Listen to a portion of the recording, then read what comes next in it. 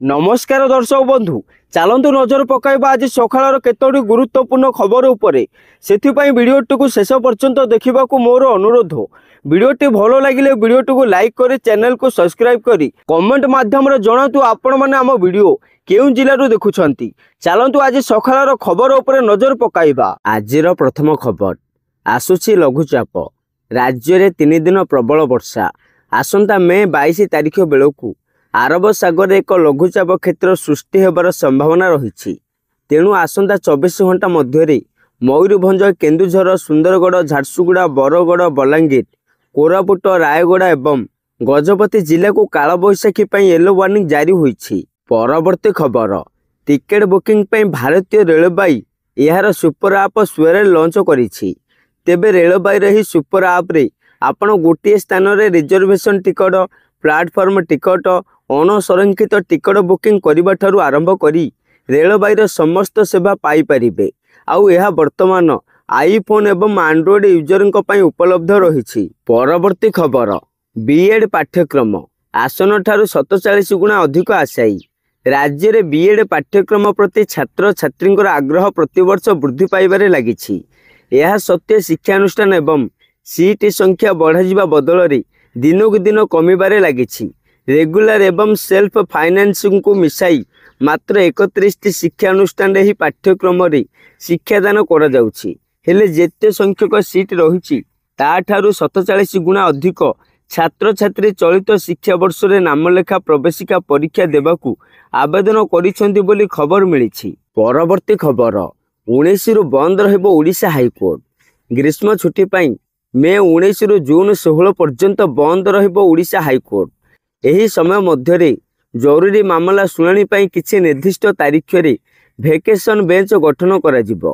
कार्यसूची अनुसार कोर्ट 8 निर्दिष्ट दिन रे मामला विचार करिवे बोली खबर मिलिछि। परवर्ती खबर भारतीय रिजर्व बैंक रो बड़ घोषणा। आगामी दिन रे 20 टंकार नुआ नोट जारी करिवो भारतीय रिजर्व बैंक। प्रचलित हेबाकु थिबा नुआ 20 टंकिया नोट रे केंद्र सरकार नुआ गवर्नर संजय मल्होत्रा दस्तखत रहिबो। शनिवार दिन यही निष्पत्ति नहीं रिजर्व बैंक।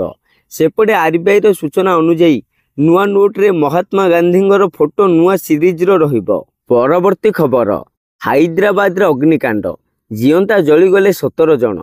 रविवार सकाळे हैदराबाद चारमीनार निकटस्थ गुलजार हाउस रे एक भीषण अग्निकांड घटी 17 जनकर मृत्यु होईछि। तेलंगानार मुख्यमंत्री रेवंत रेड्डी यही घटना दुख प्रकाश करिसेंती एवं सेठारे फसी रहितिबा लोकंको उद्धार करिबा पई समस्त आवश्यक पदक्षेप नेबाकू वरिष्ठ अधिकारी मानकू निर्देश दैछंती। सेही परि प्रधानमंत्री नरेंद्र मोदी मध्य एही घटना रे दुख प्रकाश करिसेंती। यह सहित मृतकों परिवार को क्षतिपूरण घोषणा करिसेंती। परवर्ती खबर संसद रत्न रे सम्मानित हेबे 17 जन सांसद। संसद रे उल्लेखनीय योगदान देइथिबा 17 जन सांसद और 2 संसदीय स्थायी कमिटी को संसद रत्न पुरस्कार 2025 प्रदान करा जिवो। एही पुरस्कार संसद रे सक्रियता तर्क रे भाग नेबा प्रश्न पचारिबा और विधेयक पारित कार्यक्रम रे योगदान आधार रे प्रदान करा जाय थाए। एही पुरस्कार प्राइम वाइंड फाउंडेशन तरफरु आरंभ करा जायछि। चलित वर्ष एने विजेता चयन एक जोरी कमिटी द्वारा स्थिर करा जायछि। परवर्ती खबर राज्य खोलिबा जातीय तदंतकारी संस्था बा एनआईए रो स्वतंत्र शाखा। प्रारंभिक भावे VSS नगर रे कार्य करिबो एनआईए रो शाखा।